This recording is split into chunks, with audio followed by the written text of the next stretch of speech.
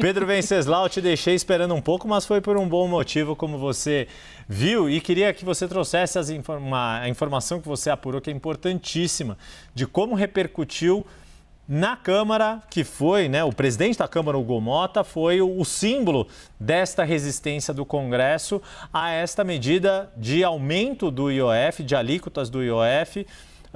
Comandou ali, foi ele quem anunciou a votação do projeto de decreto legislativo, fez a articulação com Davi Alcolumbre, presidente no Senado, para que houvesse também esta derrubada lá no Senado, que de fato ocorreu e a gente acompanhou naquela semana. E aí agora sai esta decisão do ministro Alexandre de Moraes ontem, que em parte não derrubou tudo que o Congresso fez, não validou 100% do decreto do governo federal. Queria que você trouxesse a apuração de como repercutiu no entorno de Hugo Motta a decisão de Alexandre de Moraes. Olha, Yuri, no entorno do Hugo Motta, a leitura foi que houve uma derrota e uma vitória parcial. A vitória parcial foi por conta da retirada do risco sacado, que foi, pelo menos amenizou, reduziu danos ali. É claro que, né, o Centrão ficou bastante irritado com essa decisão do Alexandre de Moraes. Hugo Motta sempre diz que não comenta a decisão judicial tem que ser respeitada, mas houve uma vitória política anterior.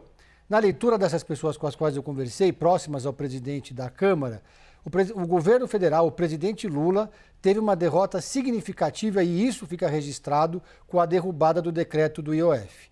Depois houve uma decisão judicial e nada pode ser feito em relação a isso. Então, o governo, portanto, perdeu na política.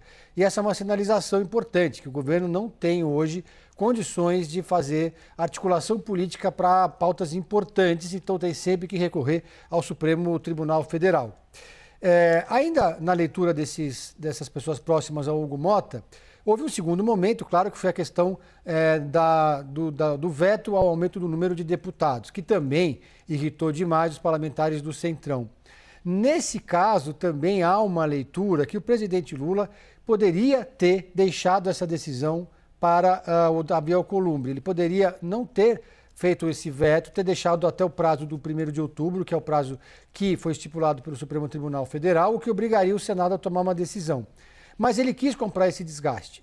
E quis comprar esse desgaste nesse caso, porque na leitura do entorno de Hugo Motta, há uma ofensiva do governo federal contra o Congresso e pessoalmente contra ele próprio.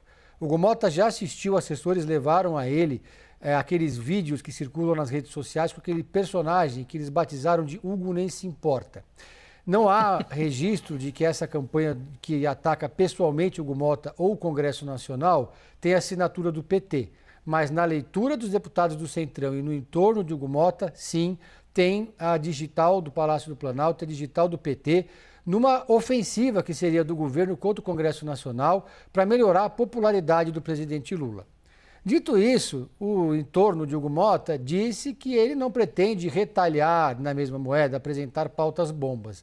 Não foi isso que a gente viu ontem de madrugada, quando apareceu uma pauta bomba que pode tirar alguns bilhões de reais do orçamento. Então, nesse momento, a gente vê, de um lado, uma relação de aproximação do Hugo Motta e do Davi Alcolumbre com o Palácio do Planalto e com o governo, todos unidos na defesa do Brasil, da soberania e contra o tarifaço de Donald Trump, mas isso não significa que a situação está pacificada dentro do Congresso Nacional em relação a outras agendas envolvendo o governo. Foram dois movimentos que foram mal recebidos pelo Congresso Nacional. A questão da decisão do Supremo Tribunal Federal em relação ao IOF, apesar do risco sacado ter considerado uma pequena vitória, e a questão do veto ao aumento do número de deputados, Yuri. Pois é, acho que essa questão do veto pegou mais forte do que a do IOF, até porque a do IOF me parecia que o desenho, né, o cenário já estava, a Luísa Martins foi antecipando para a gente a tendência de decisão que de fato acabou se confirmando. Só para concluir, uma última coisa. Esqueci desse detalhe. Também há uma leitura de que lá na frente o próprio presidente Lula vai acabar pagando a conta política do IOF, que o Congresso fez a sua parte, deixou registrado ali que era contra o aumento de imposto. O governo federal insistiu, foi judicializar, recorreu ao Alexandre de Moraes e agora o presidente Lula que vai ter que lidar com isso. Já não está mais nas mãos nem de Alcolumbre nem de Hugo Motta.